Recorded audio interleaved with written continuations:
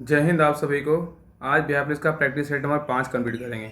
इसके पहले का जो है ना हम लोग 4 सेट ईद पब्लिकेशन का ये न्यू प्रैक्टिस सेट है। इसका हम लोग 4 प्रैक्टिस सेट जो है ना कंप्लीट कर चुके हैं। इसका प्रैक्टिस सेट नंबर आज 5 कंप्लीट करते हैं। इसमें टोटल जो है ना ईद पब्लिकेशन में 15 सेट दिया हुआ है, तो हम लोग 4 कंप्लीट कर चुके हैं। प्रैक्टिस सेट नंबर 5 देखेंगे और इसका फुल पीडीएफ जो है ना हम अपने टेलीग्राम चैनल पर डाल चुके थे। अगर आप टेलीग्राम चैनल से नहीं जुड़े हैं तो जुड़ जाइए, इसका डिस्क्रिप्शन में लिंक डाल देंगे। और टेस्ट ग्रुप से भी जुड़ जाइए, क्योंकि उसमें शाम में 3 बजे डेली बिहार पुलिस का प्रैक्टिस सेट होता है। अभी सारा जो है ना प्रीवियस ईयर क्वेश्चन करवा रहे हैं, बिहार पुलिस जितना भी एग्जाम हुआ है सारा उसी का करवा रहे हैं। बाकी जो भी है फिर प्रैक्टिस सेट स्टार्ट हो जाएगा, मतलब कि जो एग्जाम में क्वेश्चन आ सकता है जरूर ज्वाइन कीजिए। और शाम में 3 बजे होता है बिहार पुलिस का फुल प्रैक्टिस सेट, और शाम में 7 बजे इरिया पाजर का जो बुक है एनसीईआरटी उसका टेस्ट होता है। दोनों ग्रुप जरूर ज्वाइन कीजिए, टेस्ट ग्रुप और पीडीएफ ग्रुप। इसका सारा पीडीएफ ऑल पीडीएफ सारा हम भेज चुके हैं टेलीग्राम चैनल पे सोल्यूशन के साथ। जरूर ज्वाइन कीजिए। तो प्रैक्टिस सेट नंबर आज 5 से स्टार्ट करते हैं। और ये सब सारा जितना बुक दिख रहा है ना आपको, सारा इस जो है इस पे स्टार्ट होता है। इसका सारा ग्रुप डिस्कशन करवाया जाता है इसी चैनल पे। तो आप सब्सक्राइब नहीं किए, सब्सक्राइब जरूर कर लीजिए, क्योंकि आपको जो है ना एक तरह से आपको जीके जीएस के लिए ना एक रामबाग साबित चैनल होगा ये। आप एक बार आप जितने भी इस पे क्लास हुआ है ना, आप जाके चेक कीजिए कि आपको किस लेवल का जो है इसमें क्लास डाला हुआ है। तो इसमें इसका जो है प्रैक्टिस सेट नंबर 5 से स्टार्ट करते हैं। और इसका जो है ना इसमें देखिए इसका टोटल जो है क्या है, 5 प्रैक्टिस सेट है। देखिए 15 है ना। देखिए इसका practice set number 1, practice set number 2, practice set number 3, practice set number 4, इतना तक कमिट कर चुके हैं। अब प्रैक्टिस सेट नंबर आज 5 देखेंगे। तो चलिए प्रैक्टिस सेट नंबर 5 से स्टार्ट करते हैं। तो चलिए यूथ पब्लिकेशन का प्रैक्टिस सेट नंबर आज 5 कंप्लीट करते हैं। और ये वीडियो को जो है ना लास्ट तक जरूर देखिएगा। और हर क्वेश्चन का जो है ना एक बार 2-3 बार रिपीट करते हैं। आप अच्छे से अगर क्वेश्चन को देखिएगा और तो जो है ना आपका सारा क्वेश्चन जीके जीएस का सारा क्वेश्चन आपको याद करवा देंगे। एक जो बोले ना कि 100% गारंटी है, अगर आप ध्यानपूर्वक अच्छे से वीडियो को सारा देखते हैं तो। और वीडियो को लाइक शेयर सब्सक्राइब जरूर कीजिएगा और दोस्तों में भी शेयर जरूर कीजिएगा, क्योंकि बहुत मेहनत से जो है ना आप लोग क्लास लाया जाता है। क्योंकि हम जान रहे हैं ना कि क्योंकि एग्जाम नज़दीक है, जितना हम लोग का प्रैक्टिस होगा ना उतना ज़्यादा आप एग्जाम में ना बेहतर कर पाइएगा।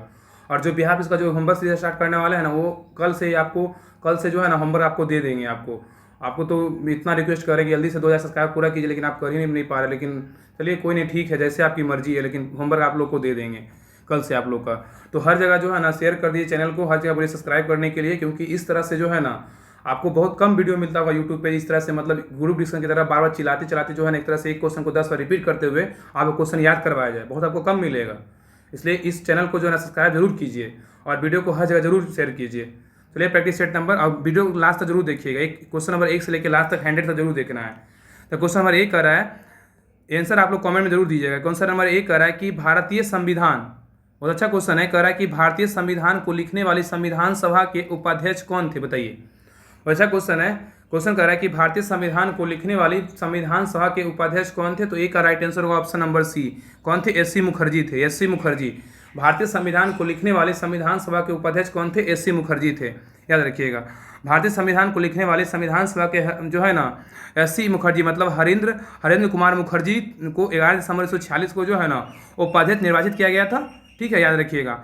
और जबकि राजेंद्र प्रसाद को क्या किया गया था? संविधान सभा का जो है मतलब अध्यक्ष जो है निर्वाचित किया गया राजेंद्र प्रसाद को, याद रखिएगा। क्वेश्चन नंबर 2 कह रहा है, क्वेश्चन नंबर 2 पे आइए। क्वेश्चन नंबर 2 कह रहा है कि भारतीय संविधान, क्वेश्चन नंबर 2 कह रहा है कि भारतीय संविधान का अनुच्छेद 72 निम्नलिखित में से किससे संबंधित है, बताइए। कह रहा है भारतीय संविधान का अनुच्छेद 72 निम्नलिखित में से किससे संबंधित है। तो 2 का राइट आंसर होगा ऑप्शन नंबर ए, राष्ट्रपति की क्षमादान करने की शक्ति से है। तो राष्ट्रपति के क्षमादान करने की शक्ति किस अनुच्छेद में? तो अनुच्छेद 72 में, याद रखिएगा। क्वेश्चन नंबर, और अगर पूछेगा राष्ट्रपति का क्षमादान करने का तो 72 में है। अगर यहाँ पर बताइए आप लोग कमेंट करके कि अगर राज्यपाल का क्षमादान बोलेगा तो किस अनुच्छेद में है। तो राष्ट्रपति का क्षमादान करने की शक्ति जो है ना 161 में, याद रखिएगा। कितना में? 161 में है, याद रखिएगा। क्वेश्चन नंबर 3 पे, क्वेश्चन नंबर 3 है, तो कह रहा है कि भारतीय संविधान का अनुच्छेद 368 संबंधित है किससे, बताइए। भारतीय संविधान का अनुच्छेद 368 किससे संबंधित है? तो 3 का राइट आंसर होगा ऑप्शन नंबर बी, संविधान के संशोधन से। किससे? संविधान के संशोधन से। तो भारतीय संविधान का अनुच्छेद जो है ना 368 संविधान के संशोधन संबंधित है, जिसे संविधान के जो है ना भाग 20 में रखा गया है, याद रखिएगा।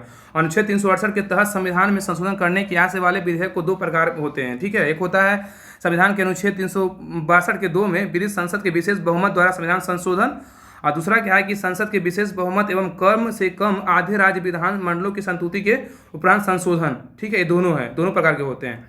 आइए क्वेश्चन नंबर 4 पे। क्वेश्चन नंबर 4 कह रहा है कि 4 नंबर कह रहा है कि भारत के किस राष्ट्रपति को मिसाइल मैन के रूप में जाना जाता है, बताइए। बहुत अच्छा क्वेश्चन है। आप लोग को लगता होगा ना कि क्वेश्चन इसमें ना ईजी डाला गया, लेकिन ये याद रखिए कि ईजी क्वेश्चन आपको एग्जाम में बिल्कुल गलत नहीं करना है। इस ईजी क्वेश्चन को अच्छे से 2 बार पढ़ना है। मान लीजिए हार्ड क्वेश्चन आपको गलत हो जाएगा तो एक पढ़ के चल जाएगा कि चलो हार्ड क्वेश्चन तो कोई और भी नहीं बनाया होगा, लेकिन आप सोचें कि ईजी क्वेश्चन हर कोई बनाता है, हर कोई सही करता है। ये गलती हम ना एग्जाम में कर चुके हैं, बिहार दरोगा एग्जाम में बहुत ज़्यादा पछतावा हो रहा था, इसलिए आपको भी नहीं करना है एग्जाम में गलती ईजी क्वेश्चन को। क्वेश्चन नंबर 4 कह रहा था ना कि भारत के किस राष्ट्रपति को मिसाइल मैन ऑफ के रूप में जानते हैं, तो 4 का राइट आंसर होगा option number A, doctor APJ Abdul Kalam को जो है ना मिसाइल मैन के रूप में जानते हैं। ठीक है, क्वेश्चन नंबर आइए 5 पे। क्वेश्चन नंबर 5 कह रहा है कि डैश किसी भी विधेयक को धन विधेयक घोषित करने का निर्णय लेते हैं, कौन लेते हैं बताइए। कह रहा है कि किसी विधेयक को धन विधेयक घोषित करने का निर्णय लेते हैं कौन, तो 5 का राइट आंसर होगा ऑप्शन नंबर डी, लोकसभा के अध्यक्ष लेते हैं। कौन लेते हैं, लोकसभा के अध्यक्ष लेते हैं। नेक्स्ट है, आप पूछेगा कि धन विधेयक का वर्णन किस अनुच्छेद में है, बताइए आप लोग कमेंट करके बताइए कौन सा अनुच्छेद में होगा, धन विधेयक का वर्णन किस अनुच्छेद में है। तो याद रखिए धन विधेयक का जो वर्णन है ना अनुच्छेद 110 में, याद रखिएगा 110 में है। क्वेश्चन नंबर 6 पे, क्वेश्चन नंबर 6 कह रहा है कि भारतीय गणराज्य में एक केंद्र शासित प्रदेश के प्रशासनिक प्रमुख को क्या कहा जाता है बताइए।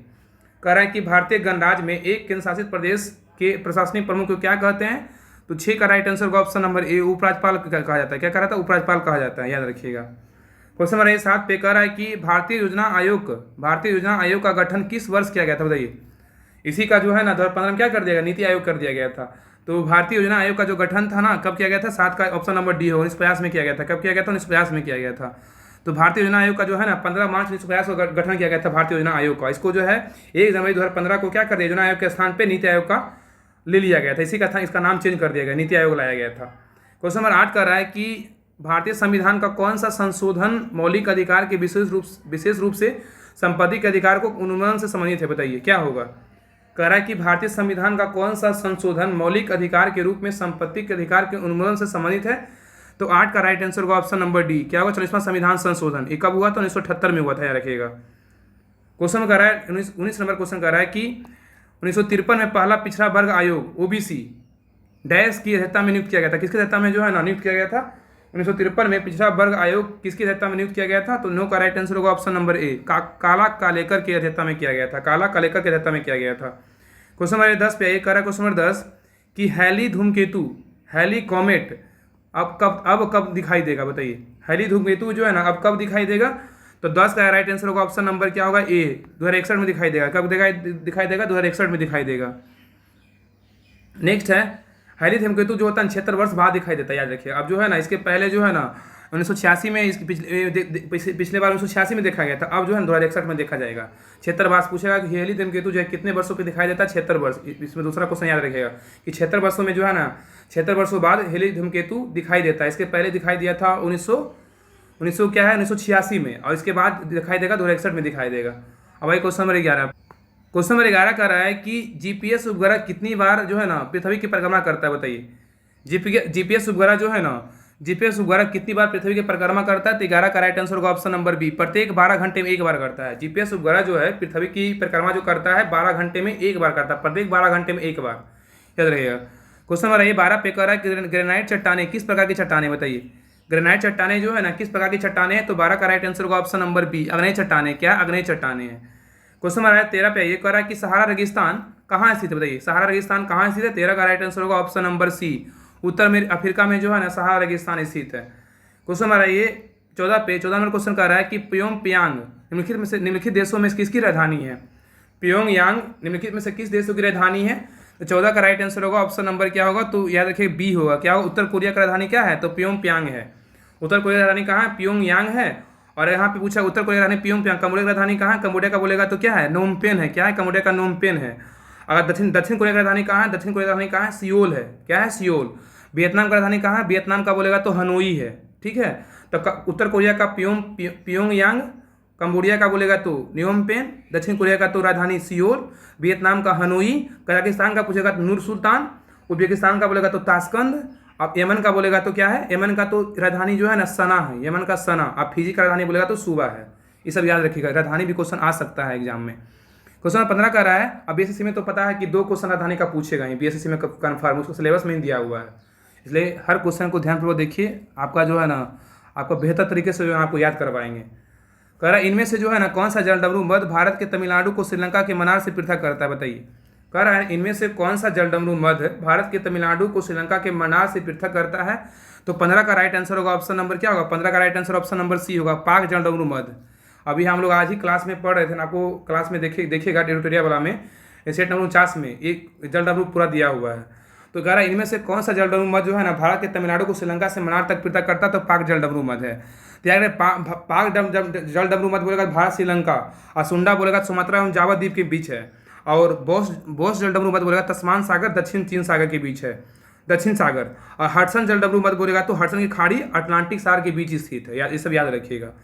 क्वेश्चन नंबर आइए 16 पे। क्वेश्चन नंबर 16 कर रहा है कि निम्नलिखित में से कौन सी उन 3 नदियों में से एक नहीं है जिसका पारस्परिक प्रभाव उत्तर भारतीय मैदानों के निर्माण के लिए उत्तरदायी है। कह रहा है ना कि निम्नलिखित में से कौन सी उन 3 नदियों में से एक नदी नहीं है जिसका पारस्परिक प्रभाव उत्तर भारतीय मैदानों के निर्माण के लिए उत्तरदायी नहीं है।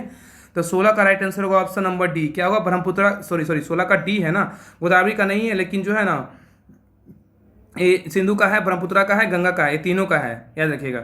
और सिंधु का जो उद्गम होता है ना यार, सिंधु का उद्गम पूछेगा कहाँ से होता है, तो मानसरोवर झील से होता है सिंधु का उद्गम। और इसका सिंधु नदी की लंबाई कितना है, तो याद रखिए 3180 किलोमीटर है। कितना, 3180 किलोमीटर याद रखिएगा सिंधु नदी की लंबाई।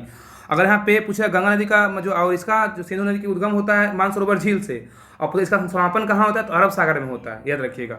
और गंगा नदी का उद्गम कहाँ से होता है, तो गंगोत्री हिमनद से होता है। गंगा नदी की लंबाई कितनी है, 2525 किलोमीटर, आपको पता है 2525 किलोमीटर है। और इसका जो है ना मतलब समापन कहाँ होता है गंगा नदी का, तो बंगाल खाड़ी जाके क्या होती है, मिल जाती है। और ब्रह्मपुत्र का बात करें, ब्रह्मपुत्र नदी की लंबाई कितनी है, तो याद रखिए इसका लंबाई ना 2900 किलोमीटर, कितना 2900 किलोमीटर याद रखिएगा। और इसका जो उद्गम होता है ना चमुंडा इंगडुंग हिमनद से होता है, ये भी कहाँ मिलती है, बंगाल खाड़ी में जाके मिल जाती है। यहाँ पे गोदावरी का बात करें तो गोदावरी जो है त्रिमकम की पहाड़ी से निकलती है, और इसका लंबाई, गोदावरी की लंबाई कितनी है, तो 1465 किलोमीटर है, कितना 1465 किलोमीटर लंबाई है।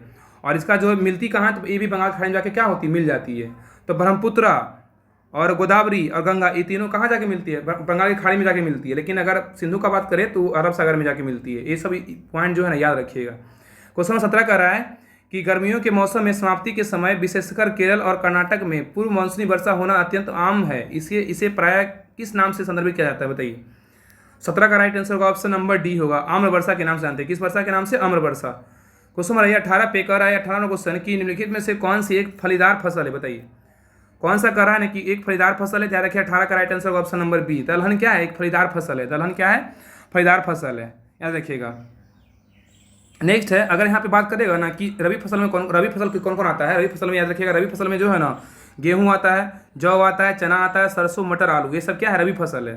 रबी फसल कौन कौन है, गेहूँ, चना, जौ, सरसों, मटर, आलू, ये सब रबी फसल है। अगर खरीफ फसल का बात करें तो धान, बाजरा, मक्का, कपास, मूंगफली, गन्ना, सोयाबीन, ये सब क्या है, खरीफ फसल है। धान, बाजरा, मक्का, कपास, मूंगफली, गन्ना, सोयाबीन, ये सब खरीफ फसल है। अगर जायद फसल का बात करें तो कद्दू, खरबूजा, तरबूज, लौकी, टमाटर, ये सब क्या है, जायद फसलें हैं, याद रखिएगा। और फलीदार फसलें कौन कौन होता और है, देख लीजिए। फलीदार फसलें का बोले की बात करेगा तो ये होता है कौन कौन, चना होता है, उड़द होता है, दाल का जितना होता है चना, उड़द, मूंग, मटर, मसूर, अरहर, मूंगफली, सोयाबीन, ये सब क्या है, एक तरह के फलीदार फसलें हैं, याद रखिएगा। क्वेश्चन 19 कर रहा है कि सिंधु सभ्यता के इनमें से किन स्थलों में जलाशयों का साक्ष्य मिला है, बताइए। कह रहा है कि सिंधु सभ्यता के इनमें से किन स्थलों में जलाशयों के साक्ष्य मिले हैं, तो 19 का राइट आंसर होगा ऑप्शन नंबर क्या होगा, बी होगा, धौलावीरा। क्या होगा, धौलावीरा, याद रखिएगा। और धौलावीरा कहाँ है, तो गुजरात के कच्छ के रण में स्थित है धौलावीरा, याद रखिएगा। क्वेश्चन नंबर आइए 20 पे। क्वेश्चन नंबर 20 कह रहा है कि त्रिपिटक पवित्र धर्म ग्रंथ कौन से धर्म से संबंधित है, बताइए। त्रिपिटक पवित्र ग्रंथ कौन से धर्म से संबंधित है, तो 20 का राइट आंसर होगा ऑप्शन नंबर डी, बौद्ध धर्म का है। किसका है, बौद्ध धर्म का है। क्वेश्चन नंबर आइए 21 पे। क्वेश्चन नंबर 21 कह रहा है कि विक्रमादित्य किस प्रसिद्ध गुप्त शासक का एक अन्य नाम है, बताइए। विक्रमादित्य किस प्रसिद्ध गुप्त शासक का एक अन्य नाम है, तो 21 का राइट आंसर होगा ऑप्शन नंबर सी होगा, क्या होगा, चंद्रगुप्त द्वितीय होगा। क्या होगा, चंद्रगुप्त द्वितीय। क्वेश्चन नंबर 22 पे कह रहा है कि निम्नलिखित में से कौन सी प्राचीन ग्रंथ पांचवा वेद भी कहा जाता है, बताइए। कह रहा है ना कि निम्नलिखित में से कौन सा प्राचीन ग्रंथ पांचवा वेद कहा जाता है, तो 22 का राइट आंसर होगा ऑप्शन नंबर डी होगा, क्या होगा, महाभारत को। तो कह रहा है ना कौन सा प्राचीन ग्रंथ जो है ना पांचवा वेद कहा जाता है, तो महाभारत को जो है ना पांचवा वेद कहा जाता है। आइए क्वेश्चन नंबर आइए 23 पे आइए। क्वेश्चन नंबर 23 कह रहा है कि भारत में सिजदा प्रथा किसने शुरू किया था, बताइए। भारत में जो है ना सिजदा प्रथा किसने शुरू किया था, याद रखिएगा। 23 का राइट आंसर होगा option number C, Ghiyasuddin Balban ने किया था।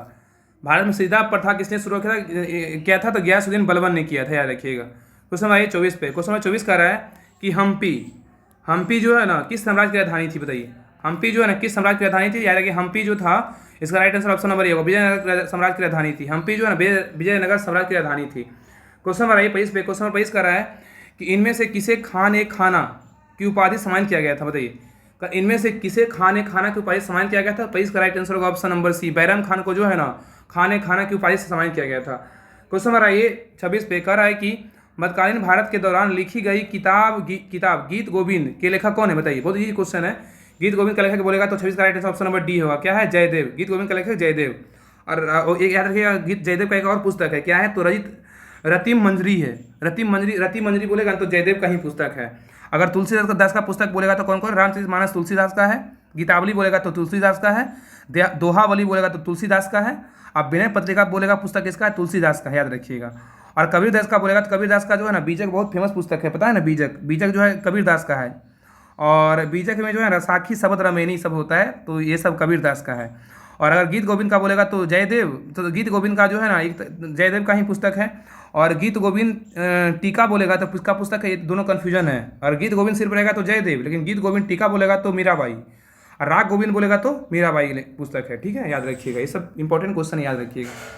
क्वेश्चन नंबर 27 पे कह रहा है कि हैदराबाद का अंतिम निजाम शासक कौन था? बताइए, हैदराबाद का जो था ना अंतिम निजाम शासक कौन था? तो 27 का राइट आंसर होगा option number C, Mir Usman Ali Khan था। कौन था? मीर उस्मान अली खान।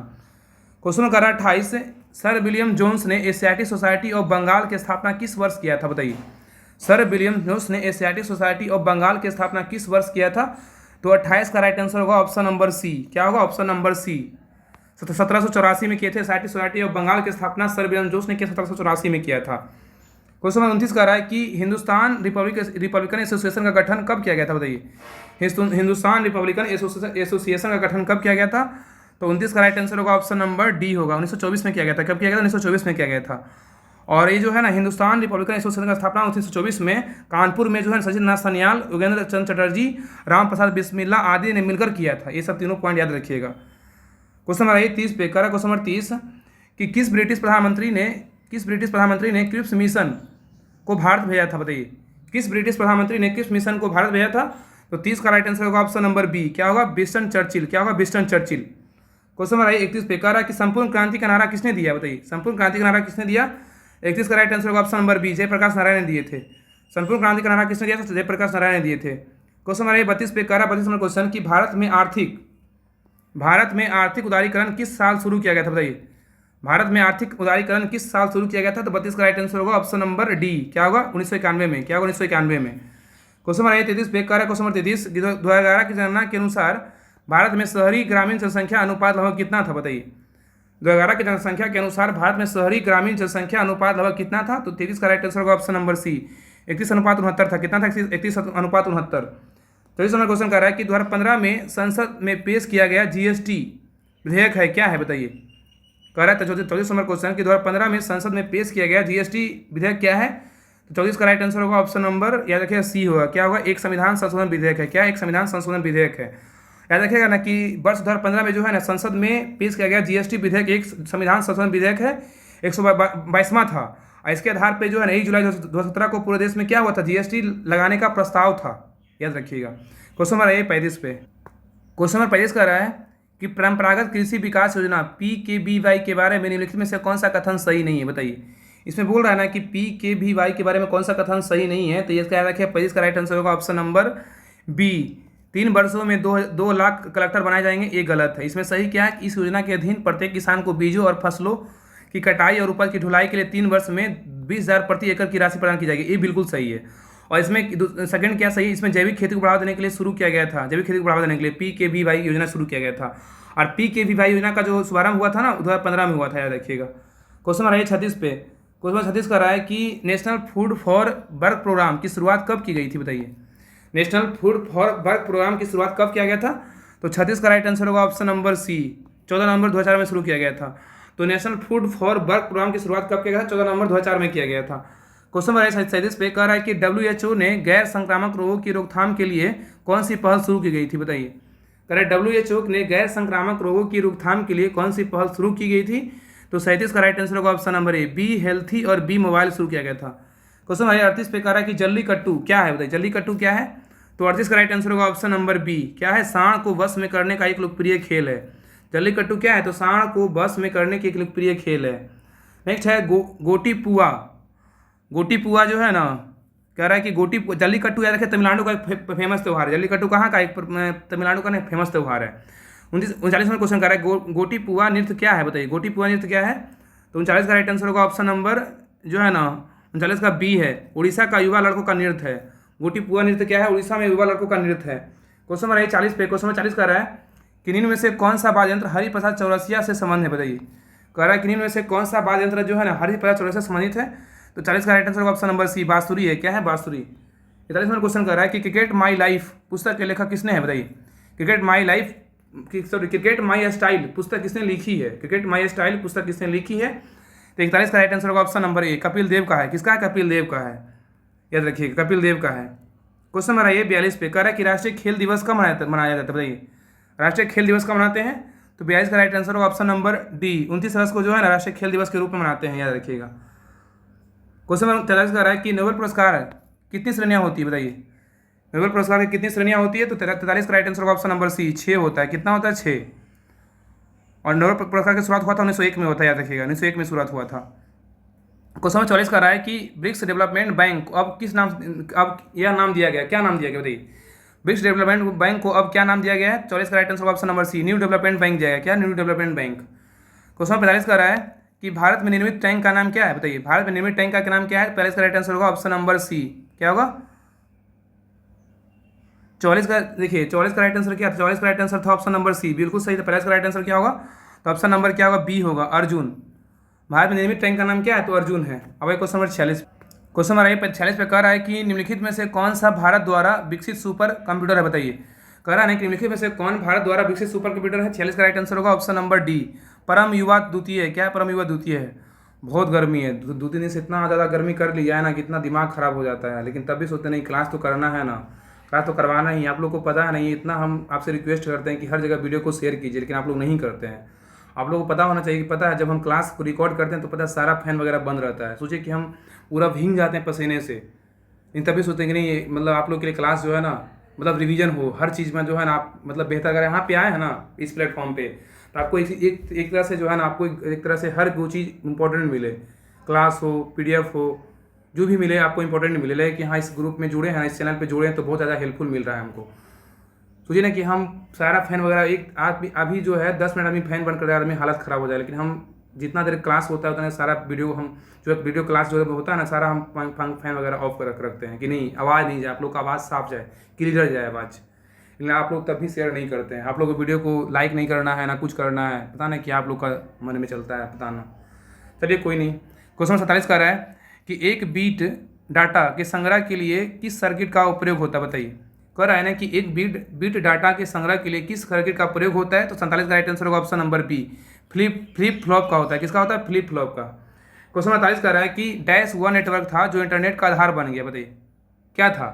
तो 48 का राइट आंसर का ऑप्शन नंबर ए, अपार्टनेट था। अपार्टनेट वह नेटवर्क था जो इंटरनेट का आधार बन गया। अपार्टनेट वह नेटवर्क था जो इंटरनेट का आधार बन गया। क्वेश्चन 49 कह रहा है कि माइक्रोसॉफ्ट वर्ड में होम की का उपयोग करने से प्रोसेसर कर्सर को किसके प्रारंभ में पहुंचा देता है। माइक्रोसॉफ्ट वर्ड में होम की का उपयोग करने से प्रोसेसर कर्सर को किसके प्रारंभ में पहुंचा देता है। तो 49 का राइट आंसर होगा ऑप्शन नंबर डी, लाइन। क्या होगा? लाइन। माइक्रो प्रोसेसर वर्ड में होम की का उपयोग करने से प्रोसेसर कर्सर को होम के प्रारंभ में पहुंचा देता है। क्वेश्चन प्रयास कर रहा है कि निम्नलिखित में से कौन सा युग्म ऊर्जा की एक इकाई दर्शाता है, बताइए। कह रहा है कि निम्नलिखित में से कौन सा युग्म ऊर्जा की इकाई दर्शाता है। तो प्रयास का राइट आंसर होगा ऑप्शन नंबर डी, कैलोरी और जूल है। क्या है? कैलोरी और जूल। क्वेश्चन नंबर 51 कह रहा है कि निम्नलिखित में से किस उपकरण का उपयोग पनडुब्बियों को समुद्र स्तर के ऊपर वस्तुओं को देखने के लिए किया जाता है, बताइए। कह रहा है कि निम्नलिखित में से किस उपकरण का उपयोग पनडुब्बियों में समुद्र स्तर के ऊपर वस्तुओं को देखने के लिए किया जाता है। तो 51 का राइट आंसर होगा ऑप्शन नंबर डी, परिदर्शी। क्या होगा? परिदर्शी।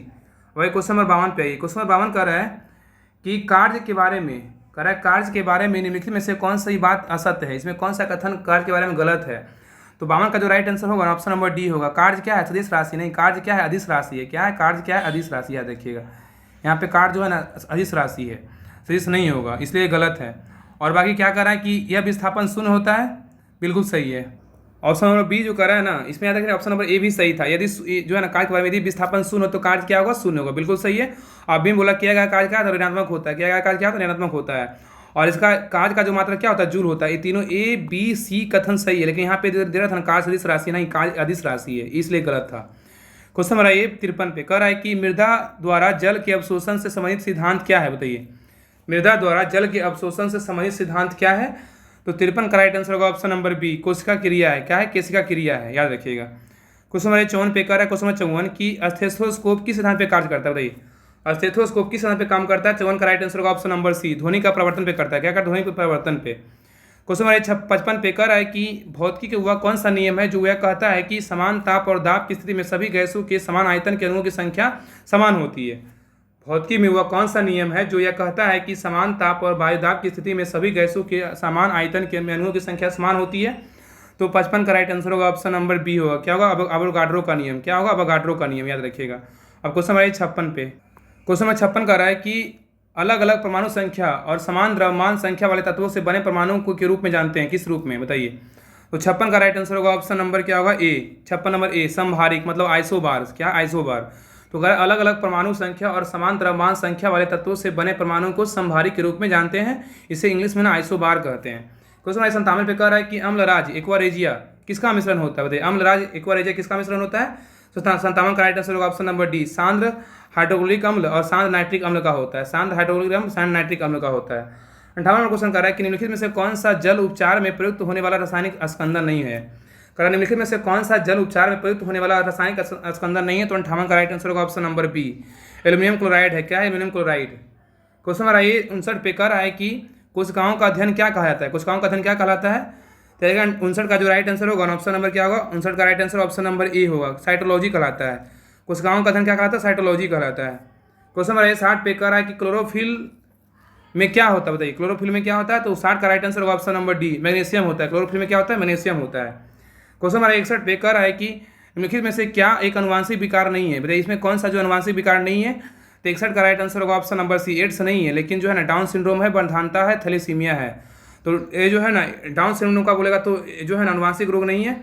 एड्स जो है ना मतलब अनुवांशिक रोग नहीं है, लेकिन डाउन सिंड्रोम बंधानता ये क्या है, और थैलेसीमिया ये क्या है, तो अनुवांशिक रोग है। और हेमोफीलिया पटाउ सिंड्रोम ये सब क्या है, अनुवांशिक रोग है। एड्स होता है ना विषाणु के द्वारा होता है, एड्स होता है, खसरा होता है, हर्पीज होता है, रेबीज होता है, पोलियो होता है, इन्फ्लुएंजा होता है, सब वायरस से होता है। कितना विषाणु से होता है, एड्स, खसरा, हर्पीज, रेबीज, पोलियो, इन्फ्लुएंजा, ये सब क्या है, विषाणु से होने वाला रोग है। लेकिन डाउन सिंड्रोम, बंधानता, थैलेसीमिया, हेमोफीलिया, पटाउ सिंड्रोम ये सब क्या है, अनुवांशिक रोग है। क्वेश्चन नंबर 62 पे कह रहा है कि मनुष्य में कितने प्रकार के दांत होते, बताइए। मनुष्य में कितने प्रकार के दांत होते हैं, तो याद रखिए 62 का राइट आंसर होगा ऑप्शन नंबर ए, 4 प्रकार के होते हैं। कितने प्रकार के, 4 प्रकार के होते हैं। नेक्स्ट क्वेश्चन नंबर 63 कर रहा है कि मानव रक्त का लाल रंग क्यों होता है, बताइए। मानव का रक्त जो है ना, मानव रक्त का रंग जो है लाल क्यों, मानव रक्त का रंग लाल क्यों होता है, तो 63 का राइट आंसर होगा ऑप्शन नंबर बी, क्या होगा, बी, हीमोग्लोबिन के कारण होता है। क्या होता है, हीमोग्लोबिन के कारण क्या होता है, मानव का जो रक्त होता है ना लाल होता है हीमोग्लोबिन के कारण। क्वेश्चन नंबर 64 पे, क्वेश्चन नंबर 64 कर रहा है कि निम्नलिखित में से कौन भोक्ता के अंतर्गत नहीं आता, बताइए। कह रहा है कि निम्नलिखित में से कौन भोक्ता के अंतर्गत नहीं आता, 64 का राइट आंसर होगा ऑप्शन नंबर याद रखिएगा डी होगा, स्वपोषी जो होता है ना उपभोक्ता के अंतर्गत नहीं आता, लेकिन शाकाहारी आता है, सर्वाहारी आता है, मांसाहारी आता है। तो कह रहा है कि निम्नलिखित में से कौन उपभोक्ता के अंतर्गत नहीं आता है, तो स्वपोषी नहीं आता, शाकाहारी, मांसाहारी, सर्वाहारी आता है। क्वेश्चन नंबर 65 कर रहा है कि जनवरी 2023 में करंट का क्वेश्चन है, जनवरी 2023 में पुस्तक revolutionaries the other story of how India won in ईस्ट फ्रीडम विमोचित की गई, इसके लेखक कौन है, पुस्तक के लेखक कौन है, तो 65 का राइट आंसर होगा option number A, Sanjeev Sanyal है। तो कह रहा है कि revolutionaries the other story of how India won its freedom विमोचित पुस्तक के लेखक कौन है, तो संजीव सान्याल है। 65 का right answer option number A होगा। क्वेश्चन नंबर 65 पे कह रहा है कि मार्च 2023 में भारत में अमेरिका के नए राजदूत के रूप में किसे नियुक्त किया गया है, तो 66 का राइट आंसर होगा option number B, Eric Garcetti है। क्या, एरिक गारसेटी का। करंट क्वेश्चन भी ना अभ्यास में 2-3 करंट क्वेश्चन आएगा ही, इसलिए करंट अफेयर्स ग्रुप ना ज्वाइन कर लीजिएगा, क्योंकि उसमें डेली क्वेश्चन डालते हैं ना, आप उसमें रिवीजन करते रहिएगा। बाकी प्रैक्टिस सेट में जो है जो 3 बजे प्रैक्टिस सेट होता है उसमें तो हम करंट का क्वेश्चन डेली 10 क्वेश्चन डालते हैं। तो आप लोग जो है टेस्ट दिया कीजिए और करंट अफेयर्स ग्रुप से जुड़ जाइए, बहुत ज़्यादा आपको फायदा होगा। क्वेश्चन नंबर 67 पे, क्वेश्चन नंबर 67 कर रहा है कि नवंबर 2022 में India the murder of democracy पुस्तक का विमोचन किसके द्वारा किया गया है। कह रहे नवंबर 2022 में India the mother of democracy पुस्तक का विमोचन किसके द्वारा किया गया है? 67 का राइट आंसर होगा ऑप्शन नंबर ए, धर्मेंद्र प्रधान के द्वारा किया गया। धर्मेंद्र प्रधान के द्वारा अभी भी पहले भी शिक्षा मंत्री थे, वर्तमान में जो कैबिनेट 3.0 आया है मोदी का, उसमें भी शिक्षा मंत्री धर्मेंद्र प्रधान ही है वर्तमान में। क्वेश्चन नंबर 67 पे कह रहा है कि जनवरी 2023 में नीलमणि फूफन जूनियर का निधन हो गया, उनका संबंध किस क्षेत्र से था? बताइए। नीलमणि फूफन का जो संबंध था ना, याद रखिए, फूफा जी क्या थे? छद्मा ज्ञान पुरस्कार मिला था, और संतमामा बोलेगा तो दामोदर मोजा को, याद रखिएगा। इनका जो निधन हो गया था ना, इनका संबंध किस क्षेत्र से था? तो 68 का राइट आंसर होगा ऑप्शन नंबर सी, क्या होगा? साहित्य से था। क्या? साहित्य से, याद रखिएगा। छद्मा बोलेगा तो ज्ञान पुरस्कार मिला था इनको, नीलमणि फूफन को, संतमामा बोलेगा तो दामोदर मोजा को मिला था। क्वेश्चन नंबर 69 पे कह रहा है कि फरवरी 2023 में संयुक्त राष्ट्र के सामाजिक विकास आयोग के 62वें सत्र के अध्यक्ष के रूप में किसे चुना गया है? बताइए। कह रहा है कि फरवरी 2023 में संयुक्त राष्ट्र के सामाजिक विकास आयोग के 62वें सत्र के अध्यक्ष के रूप में किसे चुना गया है? 69 का राइट आंसर होगा option number A, Ruchira Kamboj को चुना गया है। किसको? रुचिरा कंबोज को चुना गया है। क्वेश्चन नंबर 70 कह रहा है कि जनवरी 2023 में भारत के गणतंत्र दिवस समारोह 2023 में किस देश के राष्ट्रपति मुख्य अतिथि के रूप में शामिल हुए थे? सबको पता है। 70 का राइट आंसर होगा ऑप्शन नंबर सी, मिस्र के अफजल फजल अल सीसी थे, पता ही होगा। क्वेश्चन नंबर ये 71 पे रीडिंग क्वेश्चन है, आप लोग को टिक कर दे रहे हैं, बाकी पीडीएफ तो सारा सेंड किया हुआ है ये चैनल पे, चैनल को ज्वाइन कर लीजिएगा, नहीं ज्वाइन किए हुए हैं तो। 71 का राइट आंसर होगा ऑप्शन नंबर ए होगा, 71 का ए। 72 का देखिए, 72 का right answer option number C होगा, 72 का सी होगा। 73 पे आइए, 73 का राइट आंसर होगा 73 का राइट आंसर होगा ऑप्शन नंबर डी होगा, 73 का ऑप्शन नंबर डी होगा। 74 पे आइए, 74 का राइट आंसर और 74 का इधर आइए, 74 का राइट आंसर होगा, 74 का राइट आंसर, 74 का राइट आंसर होगा ऑप्शन नंबर डी होगा, क्या होगा? सॉरी बी होगा, 74 का ऑप्शन नंबर बी, सांस होगा, 74 का बी ऑप्शन नंबर। 75 का राइट आंसर होगा, 75 का right answer option number D होगा, क्या होगा? डी, 91। आप लोग बना लीजिएगा, मैथ पीडीएफ सेंड किया हुआ है। 76 का राइट आंसर होगा, 76 का बोलेगा तो सी होगा, 76 का सी। 77 का बोलेगा तो 77 का राइट आंसर ऑप्शन नंबर 77 का याद रखिएगा, 77 का राइट आंसर ऑप्शन नंबर क्या होगा? सी होगा, 742.85। 78 का राइट आंसर होगा, 78 का ऑप्शन नंबर बी होगा, 20। 79 का राइट आंसर होगा 79, ये तो ग्राफ का पाई चार्ट का दिया हुआ क्वेश्चन है। 79 का ऑप्शन नंबर होगा 79, 79 का जो मैथ का क्वेश्चन अच्छा दिया हुआ है। 79 का जो क्वेश्चन है ना, ऑप्शन नंबर इसका right answer option number A होगा 79 का। 80 का आंसर बोलेगा तो 80 का राइट आंसर ऑप्शन नंबर 80 का बी है, क्या है? बी, बी है। अब भाई क्वेश्चन नंबर इंग्लिश का है, यहाँ पे क्वेश्चन जो इंग्लिश का क्वेश्चन तो लगता है सीजन लेवल का इसमें डाला हुआ है, पूछिए ही मत, आप देख रहे हो, अगर 4 सेट देखेंगे तो आपको लगा होगा। क्वेश्चन नंबर 81 का इंग्लिश का क्वेश्चन कह रहा है select the most appropriate synonyms of the given word. Spurn का क्या, स्पून का क्या होगा? स्पर्न का क्या होगा? क्या देखिएगा जो है ना, 81 का राइट आंसर ऑप्शन नंबर क्या होगा? 81 का ऑप्शन नंबर डी होगा, क्या होगा? डिस्पाइस, डिस्पाइस होगा, स्पर्न का डिस्पाइस होगा। 82 का बोल रहा है कि select the most appropriate option that can B substitute the underline segment in the given sentences if there is no needed to substitute it, select no substitution required।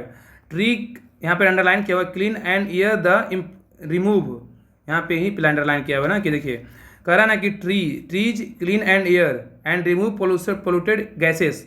तो 82 का क्या होगा? 82 का जो राइट आंसर होगा ऑप्शन नंबर ए होगा, clean the air होगा, clean the air, clean and air नहीं हो, क्लीन द एयर होगा।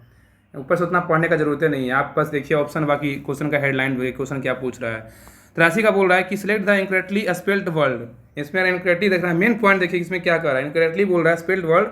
83 का right answer option number B होगा, क्या होगा? डिसऑब्लीडिएंट होगा, डिसऑब्लीडिएंट।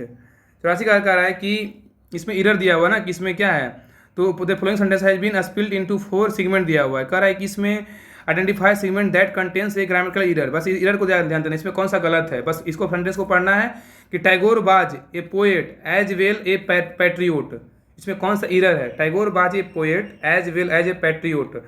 84 का जो राइट आंसर होगा ऑप्शन नंबर बी होगा, क्या होगा? बी होगा, क्या होगा? एज वेल, एज वेल जो होगा ना 84 का क्या है? Option number B. तो ये जो है ना एज वेल क्या है? गलत है। एज वेल क्या है? Tagore was a poet as well नहीं होगा, यहाँ पे गलत है। 84 का जो ऑप्शन नंबर बी जो है गलत, एज वेल गलत है। क्वेश्चन नंबर आइए, Tagore was a poet as well as a patriot, Tagore was as well as a patriot. चलिए क्वेश्चन नंबर आया 85 पे, कह रहा है कि select the most appropriate option to fill in the blanks. आज से जो है ना हिंदी क्लास भी आएगा, हिंदी क्लास आप लोग, हिंदी क्लास जो है ना आप लोग देखिएगा, बताइए कि हाँ उसमें जो है ना आप लोग से पूछे भी हैं कि अगर आपको थ्योरी पढ़ना है, मतलब थ्योरी के साथ ऑब्जेक्टिव करवाएं। आज तो थ्योरी ऑब्जेक्टिव दोनों करवाए हैं, अगर आपको बोलिएगा कि दोनों करवाएं साथ में तो ठीक है, जैसे करवाएं आज वैसे करवाएंगे, अगर बोलेगा सिर्फ ऑब्जेक्टिव करवा दीजिए तो ऑब्जेक्टिव करवाएंगे। आप लोग कमेंट जरूर कीजिएगा और हिंदी क्लास सब लोग देखिएगा, क्योंकि हिंदी क्लास ना बहुत इंपॉर्टेंट क्लास है, बहुत मेहनत से क्लास को करवाया गया है। Correct select the most appropriate option, fill in the blanks, blanks में करेक्ट खाली समय भरने के लिए। करेक्ट कि the news reporter refuse to his dash his resource to information. 85 का right answer option number A होगा, डिस्क्लोज होगा। क्या होगा? The news reporter refuse to disclose his source of information. Question number 86 number की select the most appropriate option to fill the blanks, to fill in the blanks. In the jungle he saw a dash wolves. तो 86 का जो answer होगा ना option number क्या होगा? B होगा, pack. तो he in the jungle he saw a pack of wolves. Question 87 पे कह रहा है कि select the most appropriate antonyms of the given word. डिस्पोजिट का क्या होगा? डिपोजिट का क्या होगा? डिपोजिट का क्या होगा? 87 का राइट आंसर ऑप्शन नंबर याद रखिएगा, सी होगा। डिपोजिट का क्या होगा? विथड्रॉवल होगा। क्या होगा? विथड्रॉवल। जमा कीजिए, निकालिए। Question number 88 select the option the can be used as one word substitute for the given group of words a large group of people. इधर आइए, कह रहा है इसमें आगे क्या दिया हुआ है, इसका लार्ज पीपुल क्या होगा? तो इसका 88 का जो राइट आंसर होगा ऑप्शन नंबर सी होगा। क्या होगा? होर्डी। क्या होगा? होर्डी। क्वेश्चन नंबर 89 पे एक select the incorrectly spelled word. Incorrectly इसमें छाटना है कि कौन सा इनकरेक्टली है। तो 89 का जो right answer option number B होगा। जेलस जो है ना इसमें इनकरेक्टली है, बाकी कोलाइडी, सेंसेंस, लाफ्टर ये सब क्या है? सही है। आगे 90 नंबर क्वेश्चन कर रहा है select the option that can be use as one word substitute for the given of words a medical practitioner specialising in children and their diseases. तो 90 का जो राइट आंसर होगा ऑप्शन नंबर क्या होगा? D होगा। क्या है? पैक्सीडिरेसिएशन। या देखिए ये ऑप्शन नंबर डी होगा। आप लोग देख लीजिएगा इसको अच्छे से।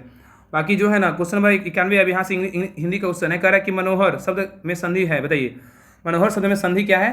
तो 91 का जो राइट आंसर ऑप्शन नंबर क्या है? बी है, विसर्ग संधि है। जो हिंदी का जो क्लास आ जाएगा ना उसमें जो है कि एक तरह से स्टार्टिंग से है, चैप्टर नंबर 1 से है। आप लोग सोचिएगा धीरे धीरे आपका जो है ना सारा सिलेबस कंप्लीट हो जाएगा।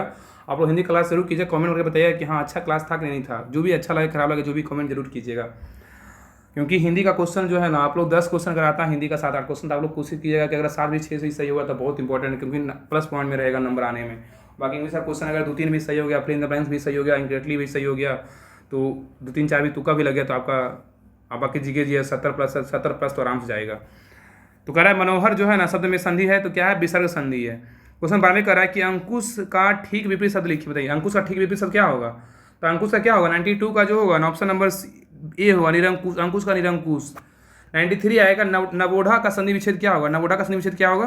तो 93 का ऑप्शन नंबर सी होगा। क्या होगा? ऑप्शन नंबर सी, नव जुड़ उढ़ा, नवोढ़ा। 94 का रहा में से कौन सा लुटेरा शब्द का प्रयुक्त प्रत्यय है? लुटेरा शब्द में प्रयुक्त प्रत्यय क्या है? तो 94 का ऑप्शन नंबर ए होगा, एरा, एरा है। 95 बोल रहा है कि उपनिवेश शब्द में उपनिवेश से संबंध हो जिसका उसके लिए एक शब्द है, बताइए उपनिवेश से संबंध हो जिसका उसके लिए एक शब्द, बताइए क्या होगा।